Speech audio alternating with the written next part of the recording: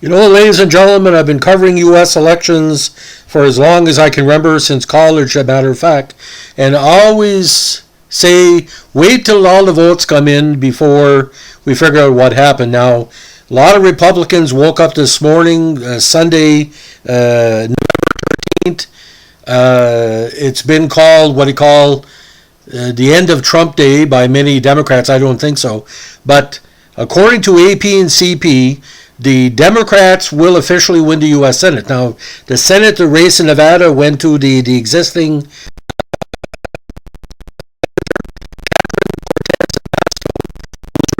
elected after beating Republican challenger Adam Laxalt, who was supported by Trump. Now, according to AP, Democrats kept control of U.S. Senate on Saturday night, officially repelling Republican efforts to retake the chamber and making it harder for them to thwart President Representatives were still uncertain as Republicans struggled to pull together a slim majority there. At this publication, this podcast, were leading by about 10 seats, but he still needed about a half a dozen to get full majority. Now, Senator Mastro, her win reflects the surprising strength of Democrats across the U.S. this election year. Seeking re-election in an economically challenged state that has some of the highest gas prices in the nation, Cortez Masto was considered the Senate's most vulnerable member, adding to the frustration of Republicans who were confident she could be defeated. It will do a lot more for the American people, Senate Majority Leader Chuck Schumer, a New York Democrat, said Saturday, and we're quoting from CBC and AP. The American people soundly rejected the anti-democratic, authoritarian, nasty, and divisive direction the MAGA Republicans wanted to take for our country. Now, with the results in Nevada now decided, Georgia is the only state where both parties are still competing for a Senate seat. Democratic incumbent Senator Raphael Warnock faces former Dallas Cowboy Republican challenger Herschel Walker in a December 6 runoff. Now, that's been very controversial because Walker is not what you call the sharpest tool in the shed. Now, Alaska Senate race has advanced to ranked choice voting, though the seat will stay in Republican hands. Now, Democratic control of the Senate ensures a smoother process for Biden's cabinet appointments and judicial picks, including those for potential Supreme Court openings. And have the power to conduct investigations or oversight of the Biden administration, and were able to reject legislation sent over by the House if Republicans win that chamber. Now, there was some talk if they're going to try to impeach Biden as soon as he got control of the Senate, and I guess, of course, as you can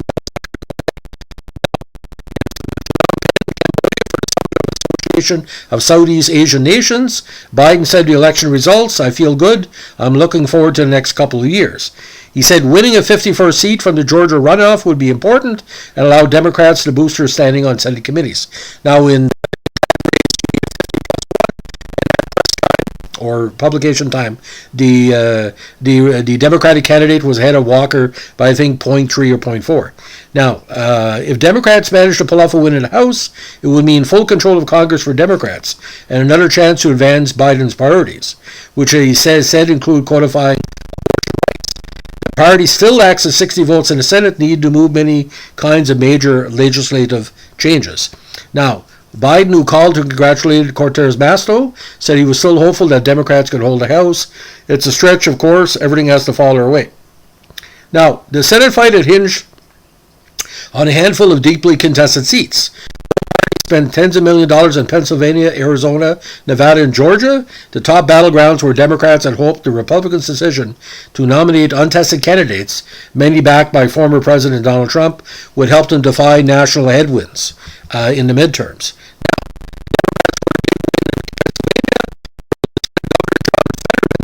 Celebrity heart surgeon and talk show host Dr. Mehmet Oz, who was endorsed by Trump, to pick up a seat currently held by a Republican. Arizona Senator Mark Kelly won re-election by about 5 percentage points. Now, a closely divided swing state, Nevada is one of the most racially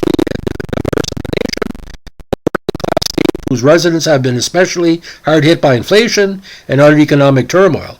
Roughly 3/4 of Nevada's voters said the country is headed in the wrong direction, and about half called the economy the most important issue facing the country, according to AB Votecast in a survey of 2,100 voters.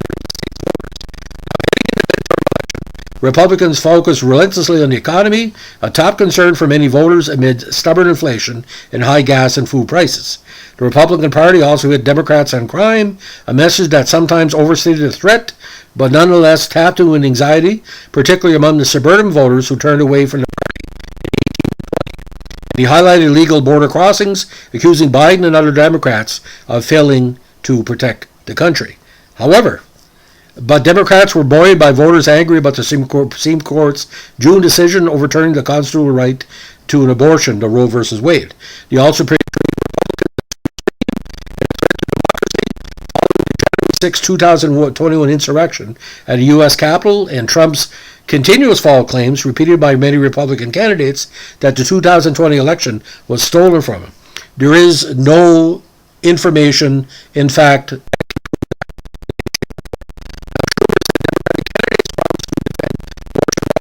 resonated with voters. He said the election results made him feel good about the country and his commitment to democracy. Now, referring to Trump's Make America Great Again slogan, Schumer said voters had rejected extremist MAGA Republicans. Nationally, VoteCast showed that 7 in 10 voters said the Supreme Court's decision on Roe v. Wade was an important factor in the midterm decisions. It also showed the reversal was broadly unpopular, and roughly 6 in 10 said they favor a law guaranteeing access to legal abortion nationwide. Now, half of voters said inflation factored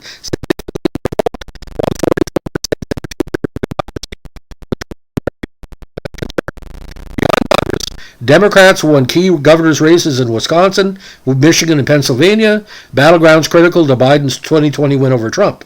Republicans, though, held governor's mansions in Florida, DeSantis, Texas, and Georgia.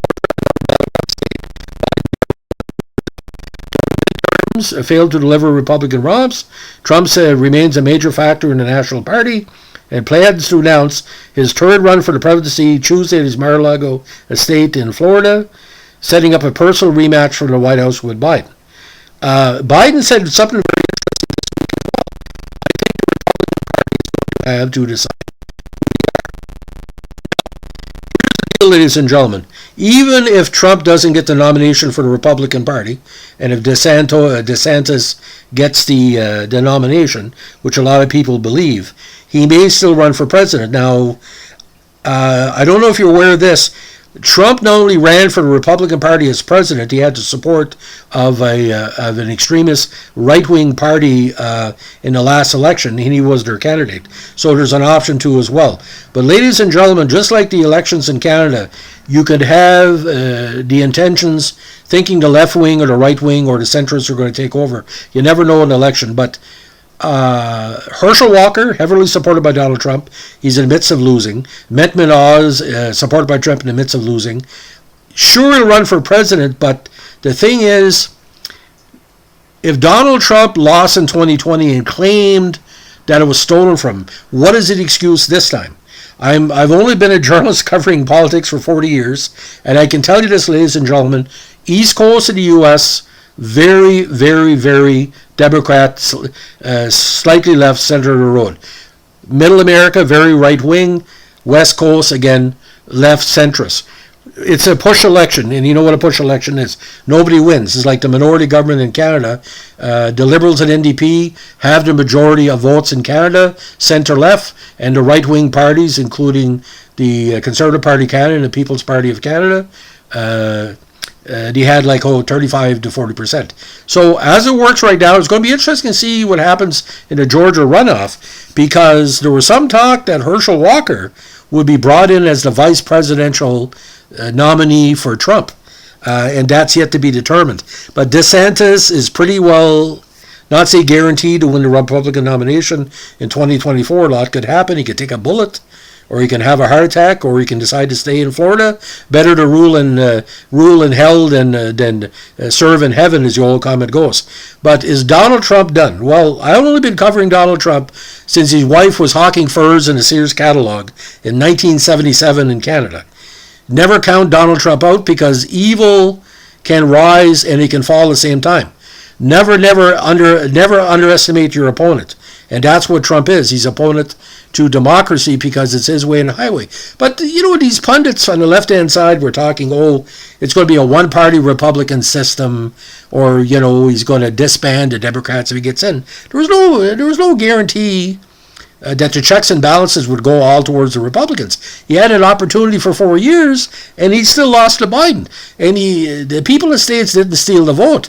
I've seen vote counters in every state over the years. This is a very efficient system. Trump did not get the majority of the votes he needed. He needed to win 52%. He didn't get 52%.